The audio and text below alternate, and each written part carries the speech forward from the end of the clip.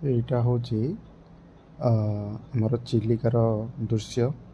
ଆମେ ଯେତେବେଳେ ବିଶାଖାପଟ୍ଟନମରୁ ଭୁବନେଶ୍ୱର ରିଟର୍ଣ୍ଣ କରୁଥିଲୁ, ଏହି ସୁନ୍ଦର ଦୃଶ୍ୟଟାକୁ ଆମକୁ ଦେଖିବାକୁ ମିଳୁଛି। ଆପଣ ଯେବେ ବି ଏ ରୁଟ୍ରେ ଟ୍ରାଭେଲ୍ କରିବେ ଭୁବନେଶ୍ୱରରୁ ବିଶାଖାପଟ୍ଟନମ, ତ ଆପଣ ଏହି ସୁନ୍ଦର ଦୃଶ୍ୟଟାକୁ ଦେଖିକରି ଉପଭୋଗ କରିପାରିବେ। ହଁ, ଦିନରେ ଟ୍ରେନ୍ ଜର୍ଣ୍ଣି କଲେ ଆପଣ ତାହା ଦେଖିପାରିବେ। ଆଉ ଦେଖନ୍ତୁ କେତେ ସୁନ୍ଦର ଦେଖାଯାଉଛି ଏ ଦୃଶ୍ୟ, ଲାଗୁନି ପୁରା ସମୁଦ୍ର ଭଳି। ଏଇଥିରେ ଆମେ ଚିଲିକାରେ ଏଥିରେ ମା କାଳିଜାଇ ମନ୍ଦିର ଅଛି।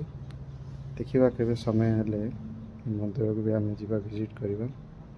ତ ଦେଖନ୍ତୁ ସୁନ୍ଦର ଦୃଶ୍ୟ, ମୋତେ ତ ବହୁତ ସୁନ୍ଦର ଲାଗୁଛି।